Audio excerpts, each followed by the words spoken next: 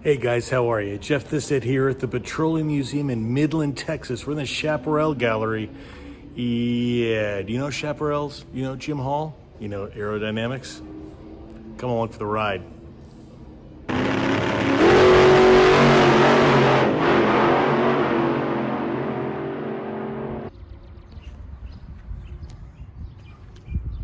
Chaparral, hallowed ground.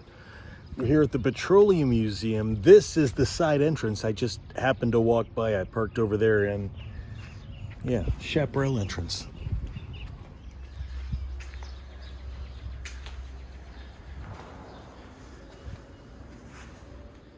This is the Indy Car.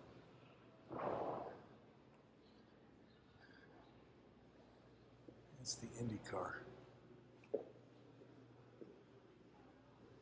See the Venturis? It sucked air down there, drove around everyone, and then won the championship the next year, the 2K.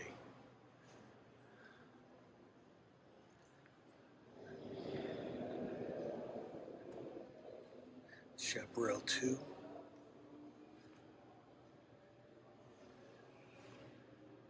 2C. 2D. The wing car,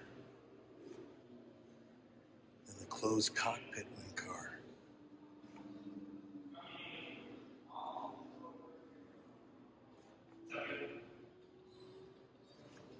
And the sucker car, and the Indy car.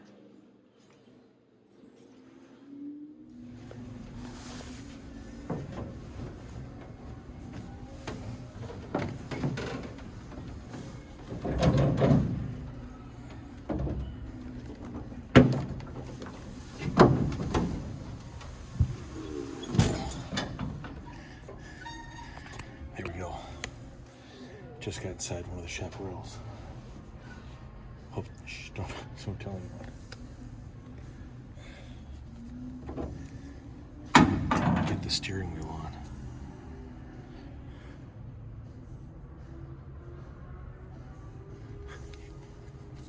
This is actually a, it's built for people to sit in. It's super narrow, super cool. Look at that. Look at those humps. Know a little bit about it. Are you recording me? Now I am. Be careful. This car was anonymously donated to the museum, and it hadn't been run for many years. I was told 8 to 10 years. And it's the prototype that Chevrolet built in '64 as a mid-engine Corvette. Well, the reality is, With the aluminum frame. this car was copied off of Mr. Hall's Chaparral GS-II, off of the Chaparral 2 that has a composite chassis. So all the dimensions on this car. Because this is the Corvette GS-II B, right? Correct. And the 2A is... The 2A is the car Mr. Hall built starting in like '62, and he raced it in '63 through '65. And it has a composite tub. His design, from scratch, he built the car. But he gave that back to Chevy, and then they destroyed it. No. Oh, I'm sorry. Okay. No, the car you saw up there in the front with the brown bottom, Yeah. this car right here. This car. So, research and development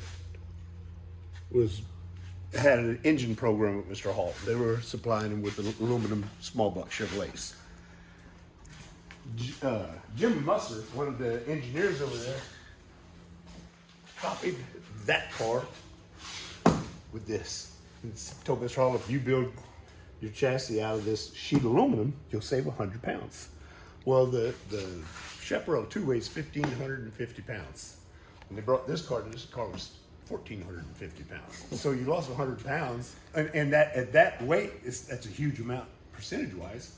And you had the aluminum small block Chevy putting out about 430 horsepower. So Mr. Hall did a lot of testing on this car. And if you go and you look at the Chaparral 2E in the garage that I had the bodywork off of, it's got this. Okay. So that's The wing car. correct. Okay. Yeah. With the automatic transmission, you don't. It doesn't use the clutch; it uses the wing. You see this right here? Oh. This was the first hybrid automatic. Really? This was the first hybrid automatic right here. It's a 1-speed on this one. That's the very first one started. So it's a dogleg shifted transmission. They ended up going to 2-speed, then 3-speed. But rather than having the clutch, you got a torque converter. So I got to start it in neutral, let them warm up. When we want to take off in it, you kill it, put it in gear, start it in gear. You can't go from neutral to first while it's running.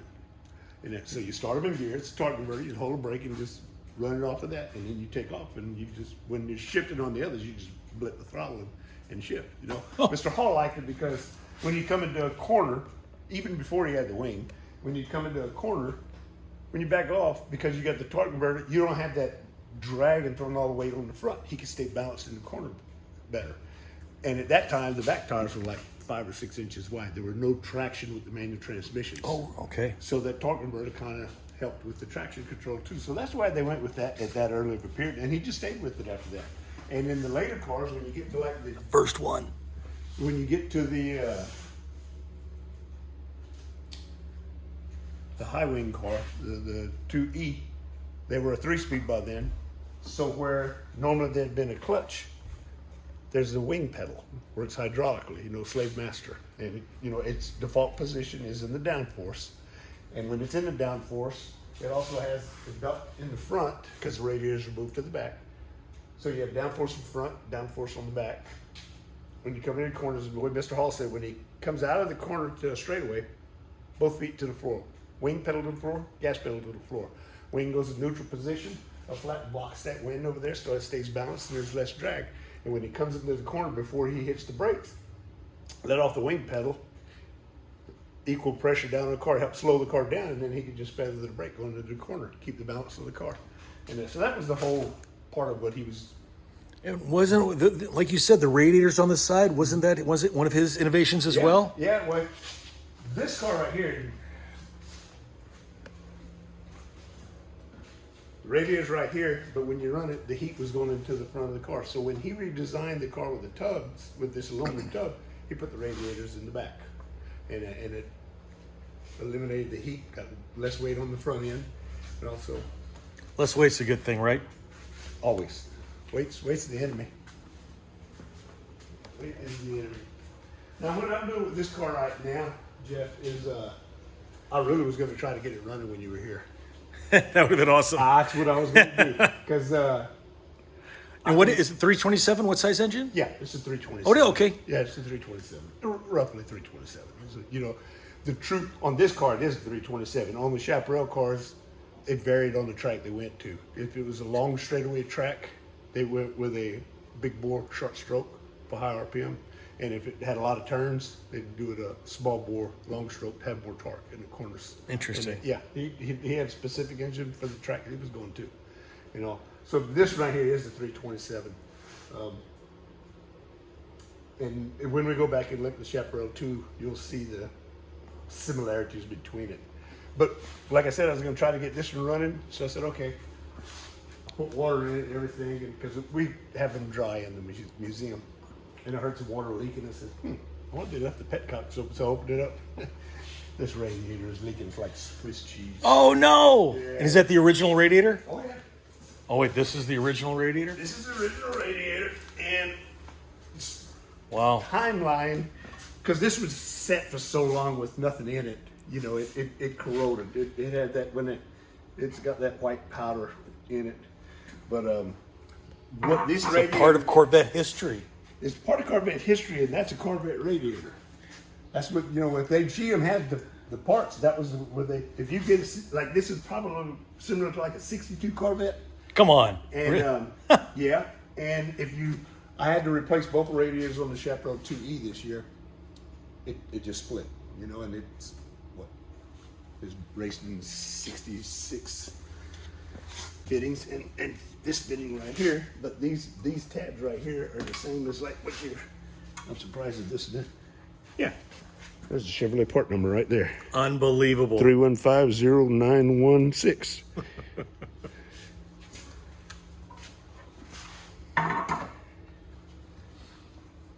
Very cool. Yeah.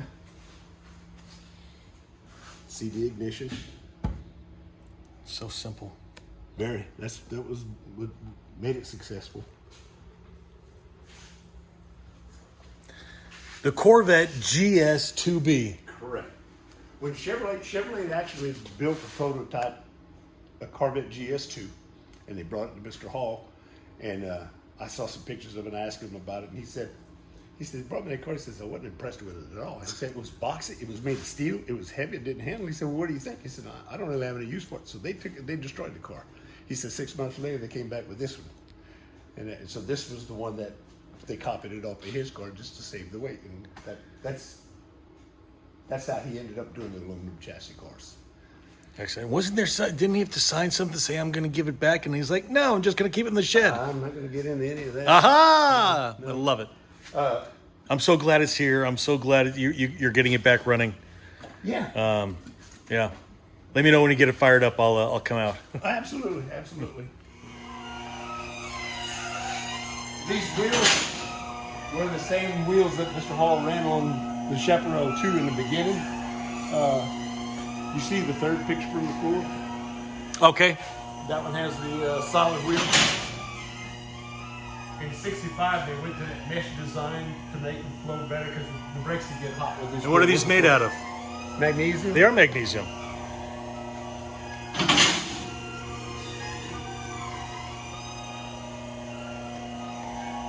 Flat.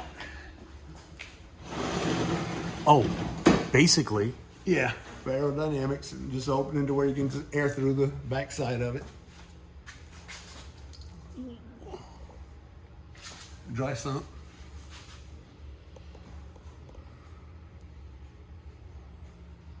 Wow, yeah. Yeah, basically flat. It's Yeah. For aerodynamics.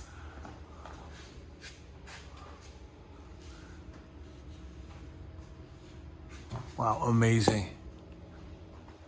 In 1964, right? This was in 1964.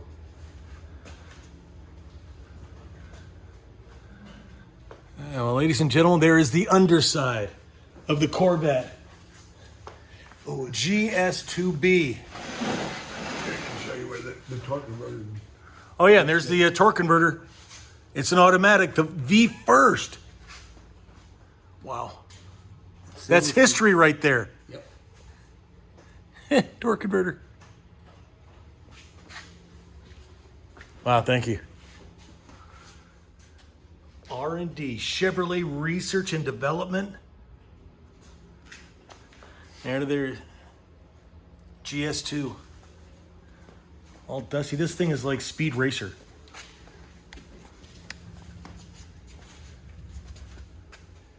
And you can see how the front louvers on the fender, they copied off of the.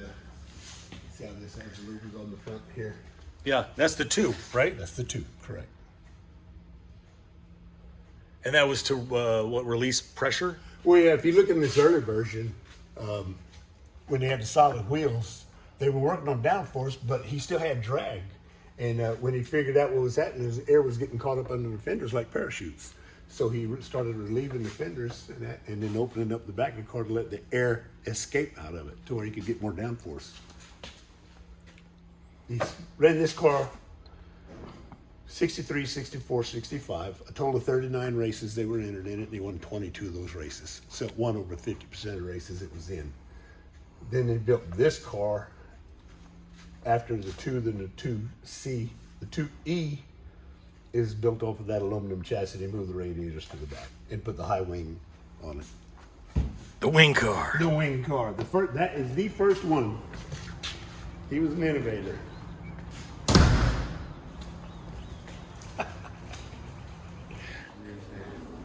So this is Chaparral 2 that the other car was copied off of. When you look at the chassis, you see where all the brown is? That's the structure of the car. That's the composite resin, the fiberglass impregnated resin. And it was heat cured.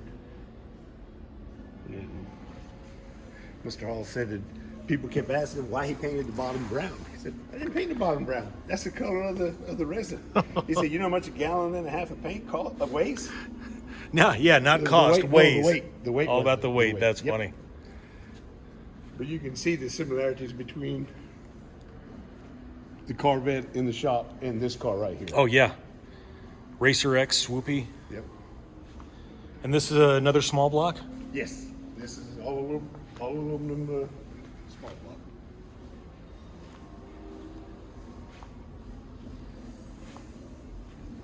And is this number 3? It's the 2, but No, am I getting into too much? No, the reason they call them Chaparral 2s is when Hap Sharp and Mr. Hall first raced, they built some cars that were manufactured with Trotman Borns, front engine, chromoly tubing, and all that. After he raced that a couple of seasons, And those are the guys from Scarab. well, the Scarab was an offshoot of that. Afterwards. Okay, yeah, But okay. Mr. Holiday built 5 chassis, I think it was with the Trotman Borns. And Yeah. And at the end of the second season, Mr. Hall said, "I want to start from scratch. I got some ideas, and I want to build my own chassis." And also, that's how he came about with this car. Nice. Okay. And the not wire wheels, but the Oh, the wheels kept getting wider. Those are probably wider than what's on the other car, because the other one's 64. This is a 60. This is the 1965 version of this car. It ran 3 years, okay. and so each year it kept, the back tires kept getting bigger and bigger until they had all the tire they needed. I remember last time talking to you, you said it never stayed the same race after race. Oh no! Every race he'd come in, he was doing something to it. I mean, I was talking to a mechanic one time, and he said they didn't have communications like we do now, but they would listen to the radio to hear how he won, how he did in the race. And they said, "Oh, well, he won the race, man. It's all good. We're not gonna have to do nothing in the car." He said Jim would come in with 2 sheets of paper, just I want to change this. Even after he won the race, no, he never ever stopped. He was always improving it. Always improving. Yeah. So, The first aluminum chassis car, Chaparral 2. Mr. Hall did not name any car the 2B because Chevrolet called that the GS-II B, so he didn't want it to be confused with his cars. okay. So there's another version of this car that looks pretty much like this car, but it's an aluminum chassis. The way you can tell is it's painted all the way white. We don't have any of those. There's none of those in existence. Okay. I think one got wrecked in that, and then the others got converted to the 2E. And so the 2E is the only aluminum chassis car that I have that you can reflect from that the Corvette in the shop. Here, I'll open the door for you. Oh, okay. Get the door open. So you can see when you look at this, see how the tub's all the same?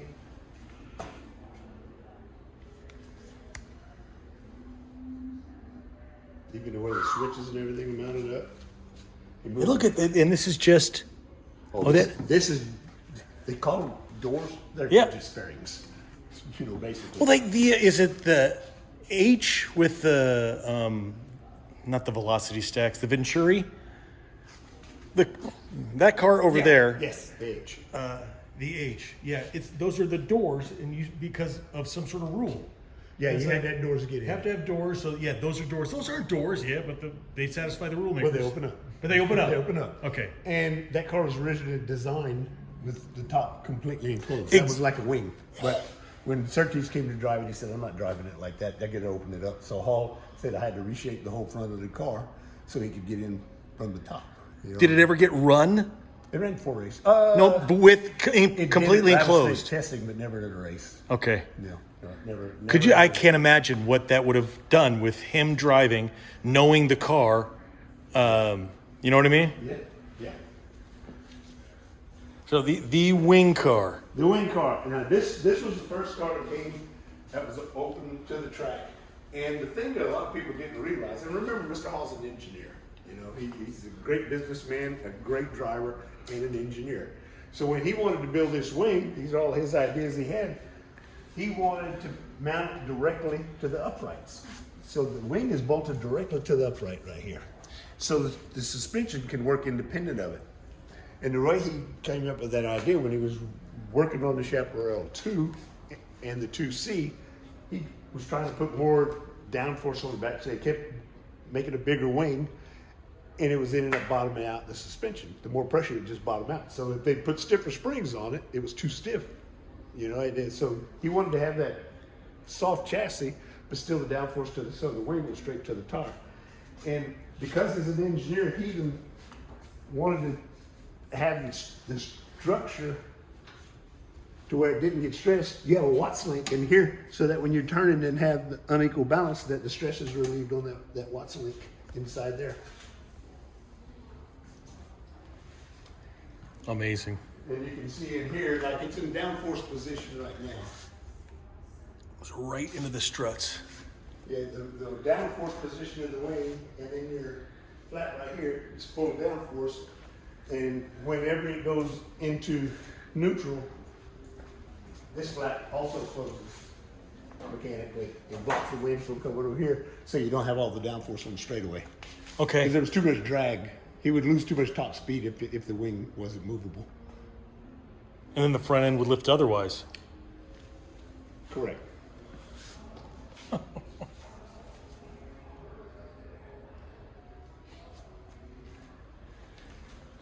Yeah, and also reminiscent of that. Yeah, relieving the pressure, but more aerodynamic. But that is copyrighted. I hope so. You guys should sell those stickers. I need one for the 55, a Chaparral sticker. Come on. Oh, wait. Is this the seat? This is the seat for this car. Yeah. That's the seat for this car, though. You can see how. See, it sort of reminds me, you know, the Shelby Cobra, the first Oh, yeah. one with the Yeah. blue one with all the rips in the seat. I love that.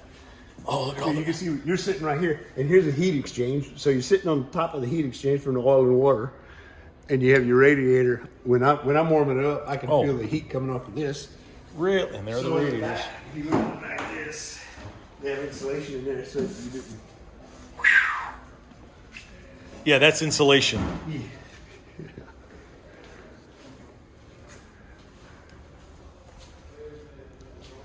This is a fuel. This is a fuel tank. It has What? It has two tanks that feed to the back of this. And before I start it, what I do is I take this off and I pull a vacuum on it and suck the fuel from the tank to back here. And then these fuel pumps take fuel from here to feed the carburetors. And when you're on the track, you have enough G-force that always feeds the fuel. But if you're sitting here not driving fast enough, then you don't have enough. There's no pump from here to here. It's done by gravity. Where's the regular gas tank? This is the tank right in here. You That's see the gas tank? that? Like I got two of them. I got one right here and one right there. And, and both, and two different, okay, Yeah, fillers. two tanks, yes. How, you know what the capacity is? If not, it's 16 okay. and 20. You should, what? Between 16 and 20 gallons, somewhere around there. Each? Oh, wow.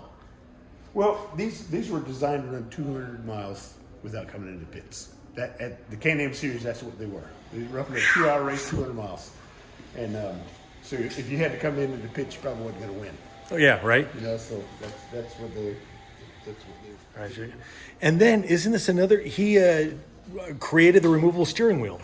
He didn't patent it, but he didn't know of anybody else that did it before him. Isn't he credited with it?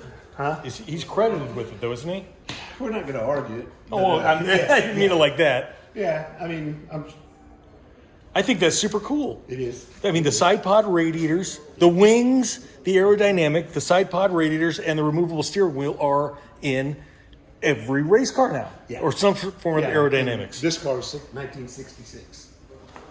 So GS-II B 64, and this is 66. Correct. Boy, they evolved quickly, didn't they? Oh, yeah. My God. Yeah, if you look from the Chaparral 1 to this one right here, that was a 5-year period. You know? Yeah, unbelievable.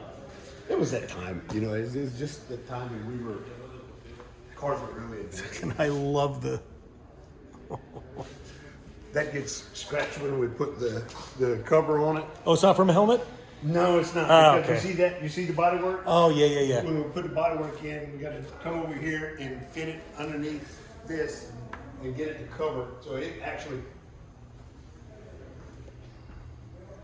it's what they call thin fiberglass. You know, it doesn't weigh anything. Oh. And are these... Zeus fasteners. Oh! Yeah, you see where Mr. Hall was also a pilot, and his dad was a pilot, so they used everything off airplanes that they could. One of my friends, Ted Zeus, gave his grandfather's book, "The Making of an American," and it's a self-published book, and I got goosebumps. Yeah. It is. They try to do him wrong at every turn, and he persevered. And I feel like a loser for wanting to watch him a TV show. Yeah. He and the Mr. Quarter Turn Yep. on the Chaparral, Mr. Quarter Turn. Yep. Oh, that's so awesome! Yeah. Thank you for you just made my day right Well, there. and look, see, you see these on airplanes. These are airplane latches. Oh, yeah.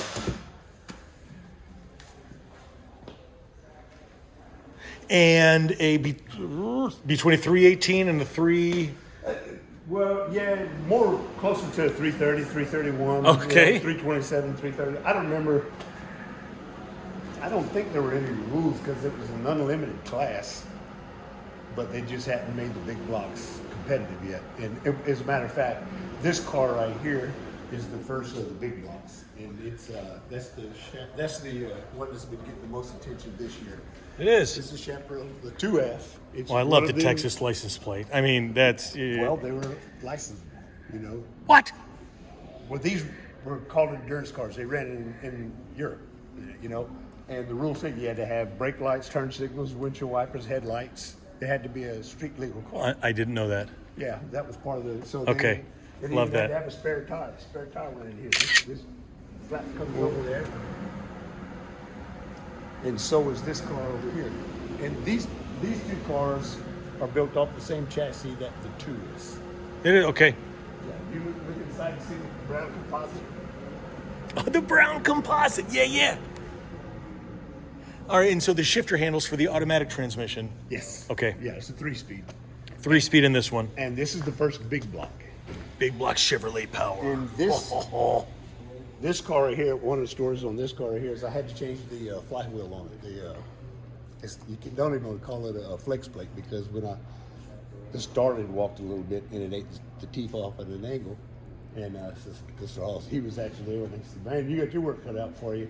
So I had to take all the transaxle off of it to be able to get to the flex plate. Yeah. I take it off. It's a one-piece billet steel. Chevrolet made it out of the billet steel. They built that one off of this car. I said, I'm going to get one like that, You don't. Yeah. I did get another billet flywheel that to replace it. But when I took it off, it sort of gave me a chance to clean the back of the motor off. And I got the back of the motor and I saw some numbers on it that didn't look like normal casting numbers to me. It's aluminum 427. So I called up one of my friends up in Detroit, and it used to be an engineer for Chevrolet. I said, "Bill, listen, I'm going to send you a picture of these numbers and tell me what they are." So texted him the numbers. About 15 minutes later, he called me back. He said that was the prototype with the ZL1 program. The prototype. What do you think about it? Wow. This is 67. And what did they do? The 68 ZL1 Corvettes and the Chaparrals? 69 was the first Corvette. 69. Yeah, for Yeah. the ZL1. And so this was prototype. For that program. Unbelievable. Yeah. That's history. It's got that same brown composite. Oh, the bottom of this one's painted, but not inside. Yeah. Okay. Yeah, he did. He did paint this one. This is a little heavy. The endurance cars are a little heavier because they have to have glass and more material than the others do. So is this a big block? No, that's a big. This is a small block. This is All right. a small block. This one won the 1,000 kilometers of Nuremberg. Oh, okay. And, Considered the most difficult endurance race in the world. Yeah. Well, on this, but the first time I worked on this car, this back on this one actually does the same way as it does on the Corvette. The whole back pivots up on a hinge, and gives you access to the car. And when I looked, I said, "Oh man, that tire's flat." So I aired the tire up, put air in the tire. I went to put it back in, and it wouldn't close. I said, "What the hell?" Well, the tires would hit on those bars right there. So when Mr. Hall came back, I said, "Mr. Hall, I tried to air that tire up, and I said it wouldn't even close." He says, "They didn't say we had to have air in it. They said we just had to have a spare tire." Unbelievable. He said it didn't even have to be the size of the tires on there, but that qualified as a spare, and the smaller tire weighed less. Wow. I couldn't even put air in it. Right? Yeah, really. And we're not making them show cars. Oh, I love. Yeah. There's a Does that open? well, you have to unscrew it. Yeah, The yeah. other one, the 2F, just has a little flap that opens up. when I first started taking care of these cars for Mr. Hall Can I get at at this? the museum, they have, you see where they have this crack Oh, right yeah. here? I told Mr. Hall, I said, hey, I can grind that down, fiberglass that, and paint it like you'll never see it. He said, it's a race car, not a show car. I don't want to be a pedestal on there. What's it from? This support up underneath where the body hits, there's something that just Okay. pulls it, and over time it cracked it. And so about 3 or 4 years ago, Mr. Hall says, he said, when are you going to fix that crack? I said, wait a minute. I told you. And he started laughing. He said, oh, no, I'm just... And dual gas tanks on this as well? Yeah, all of them. All of them have the dual gas tanks. And you can, if you look at, this is the same as what you have on our aircraft also. Nice. If you've seen Quarter turn. Zeus. Quarter turn. And this is fasteners.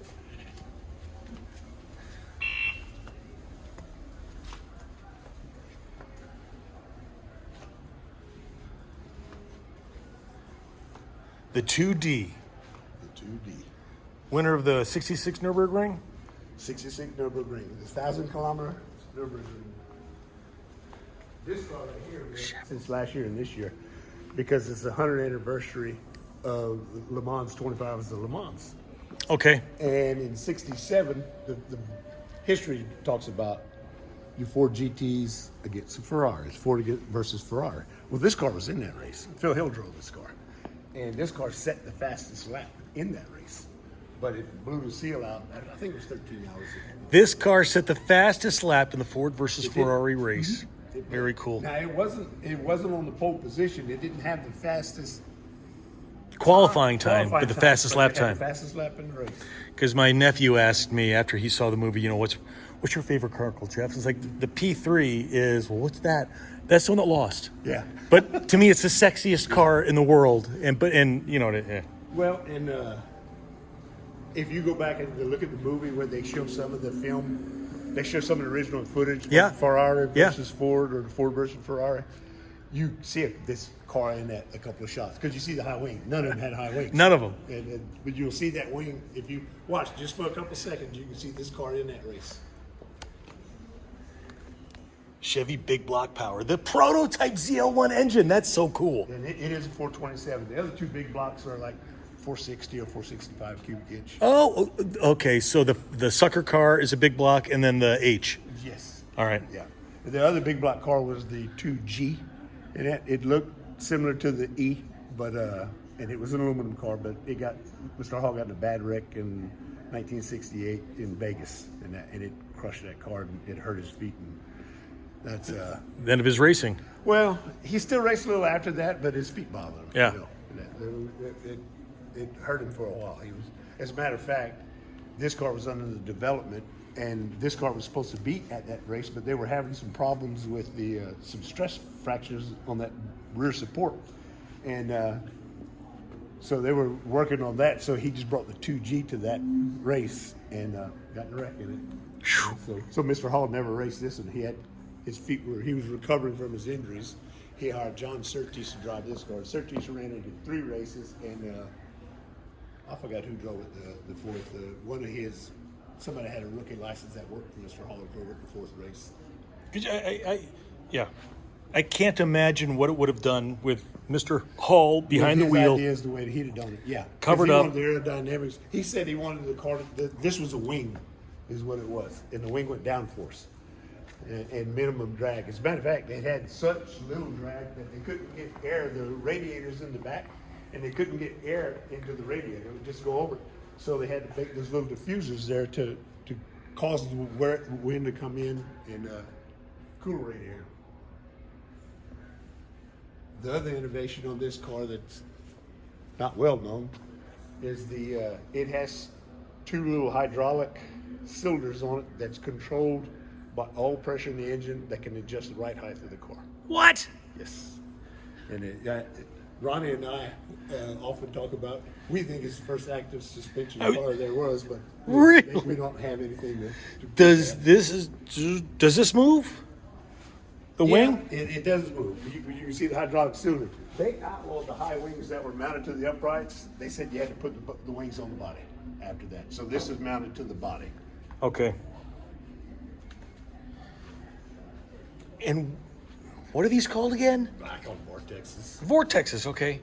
Just to disrupt the air enough to make it flow into the It radiator. was so smooth that the wind would go over here and it wouldn't go down. So then it would overheat. That's right. So that created enough drag to bring Unbelievable. it down in. And there's your door. Yep. With your Zeus fasteners to get The Zeus fastener. I don't know how you got out of it if you had to, if you didn't have that escape hatch. Well, just like I don't know how you're going to change a tire with no air in it, but they don't say it has to have air in it, just has to have a spare. That's it. That's right. So, yeah, I don't have that mindset. You know what I mean? I'm, the 2H. Yep. And then the last car was the vacuum car, which is most famous out of all of them just because The sucker car. it's a total different concept. It has a Rockwell Hilo motor on it. It's a two-cycle, two-cylinder motor that turns about 5,500 RPMs, and it drives these two fans on the back. And these two fans move 10,000 cubic feet of air per minute, and it creates 4 inches of vacuum in that box. The box is about, I think it's 3/8 honeycomb aluminum, so it has strength to hold it. And you see the skirts that are all around it. And the skirts are not Lexian? Or They what? are Lexan. They are, You okay. see General Lexan that come out with Lexan. As a matter of fact, if you look on the picture of the car, they have Lexan on the side. They actually, Oh, they did. Wait a second. Okay, hang on. yeah, that's the car Oh. engineering's. You got to have that car over here. And that's awesome. We move Okay. them around. I can do sometimes. You know, we try to keep Lexan. as Okay. Lexan. And so you can see where it has the skirts all the way around. Yeah. And it has it's set against about 3/8 of an inch gap. And it has cables that run at all 4 corners on the lower control arms. They have a cable that comes over to a cam that if that wheel hits a bump, it lifts the Lexan to keep that gap. Well, if he didn't and he hit it, you could break it or crack it, or if it gets too big, you lose all your too much air. It's designed for that much air. And in the front of it, you can see there's flaps right here. You see how it's open? Well, when it's in the museum, we have it locked up, and when it was on the trailer, it's locked up. But when we go into the pits, we lower it, lock it into place. See, oh, it's off. I can open it for you. You open this. See this cable right here? I take the cable out and loosen it, and it allows that to come out on both sides, and then we lock that into place, so it creates a box to where all the air has to come under that end. You see how high the fender is? Yeah. You see the camber on the wheel? When we start the 2-cycle engine, it actually rotates on that rear axle, and the front just drops down about 1.5 inches.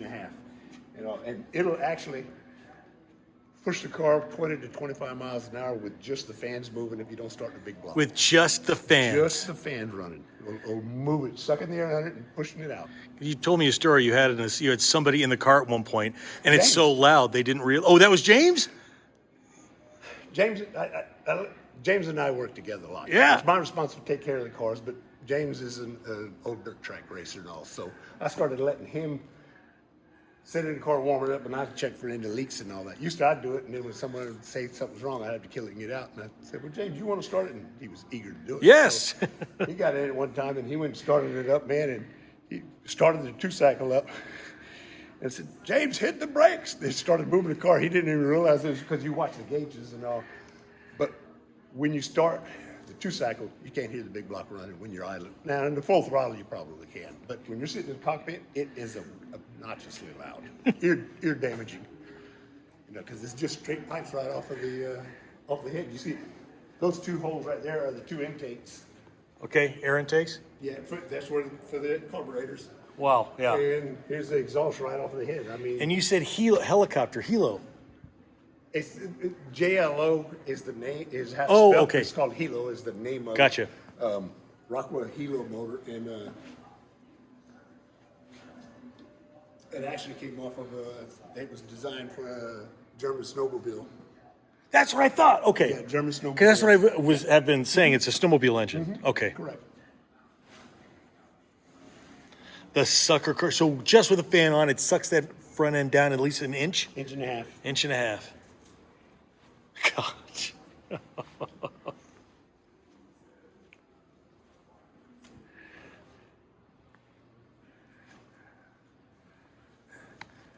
2J. And then from this, Well, when they outlawed this car, Mr. Hall got pretty upset because but his words to me were, he says when they came out with the Can-Am racing, he said, "What kind of rules should we come out with?" And Mr. Hall was on the board helping them, to come up with the rules. He said the minimum rules better. If you're going to have an unlimited class, then you want the minimum amount of rules. So they did. So they had a rule book. So when he'd gotten those high wings outlawed, the world sanctioning body had ruled that those weren't safe anymore. So he said, "How am I going to get the downforce?" Came up with this design. He said, "I went through the rule book," and he said he even checked with me. He said, "I didn't tell him exactly what I was building, but if I build something that's creating downforce and sucks the car to the ground," they said, "No, that's fine." When he came out to the track and he started putting this right here, and he said, "Pulls 2 Gs in the corners." Even today, that's a lot. I'm not for your Formula One cars now, but the tire technology actually wasn't up to keeping up with 2 Gs, but it would pull 2 Gs in the corner, and the disadvantage to the other cars is it's a sandblaster. It's the biggest sandblaster you ever saw. When we started up, I don't care what you do, it's everything that's in the ground is sucked up from it and going out the back. So the other drivers hated it. I bet. Yeah. Just don't be behind it, but that's the only place they could be. Yeah, Mr. Hollis, he said that they complained to him. One of the drivers kept telling him, "Oh, what are you going to do about all that debris coming out of the back of that car?" He said, "If I was you, I'd pass me up." Easier said than done. Yeah. And the very first race this car ran in, Jackie Stewart drove it. Oh, Sir Jackie Stewart. Yes, he did. All said, he was a great driver. I just couldn't afford it. Oh, I heard the story. He wanted to race in one of Mr. Hall's cars just to see what it's all. What all the? Okay, okay. This is the one. This is the one. Wow, so cool. Radiator up front. Yep. Sucker car, baby.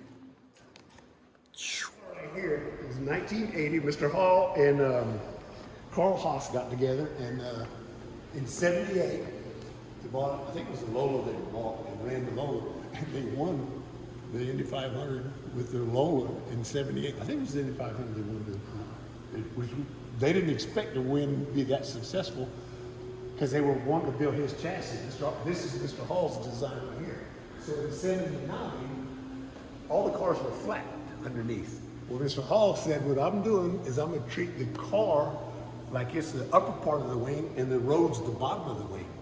So you have this shallow but wide portion that gets really deep and narrow back here, create the Victoria effect in it. So that would suck the car to the ground. The faster you go, the more downforce you had, and Rutherford would just stay to the pedal all the way around, and other guys were having to lift."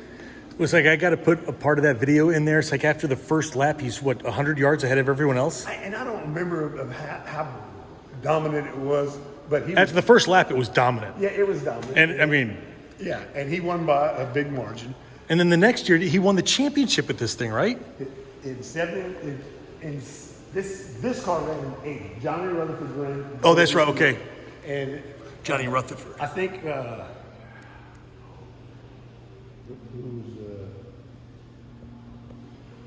can't remember the names. But this car won the championship in 1980 and the Indy 500 in 1980. And it was Johnny Rutherford driving. And amazing. Instead of having just a flat bottom, like we got to see underneath the GS-II B, a complete flat bottom with the exception of the relief in the for the engine. And when Hall would bring it, when they come into the pits, he was so secretive of his Can-Am cars. When they would come in, everybody wanted to know that transmission he was running. So he just kept it secret. Well, because nobody else could get it. It was a prototype. And he'd throw covers over the transmission when they come into the pits. So when they bring this car in, he'd throw covers over the back of it so they couldn't see the Venturi effect. But when they thought, oh, Hall thinks he's hiding that automatic transmission. We know it's not an automatic transmission. And that was part of the jokes. But he said after a while they figured out what he was doing, and so they all caught on. All right, here's a little note for you. If you're driving a race car, just be sure to cover up things with a blanket. Super secret squirrel stuff. Keith, thanks so much. Absolutely, man. Thank you so much. Petroleum Museum, Midland, Texas. Come on down, check out some Chaparral history, some super cool race cars like this. See you guys.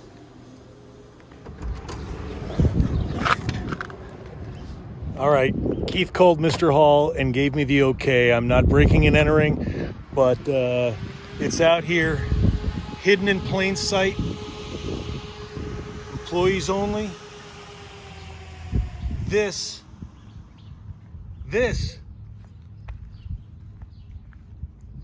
is where they sold Chaparral race cars. This is where they built Chaparral race cars. This is Chaparral race cars headquarters. Try to be respectful. I don't want to creep up and whatnot. I think research and development, but right over on the other side of those buildings in this whole area is Rattlesnake Raceway.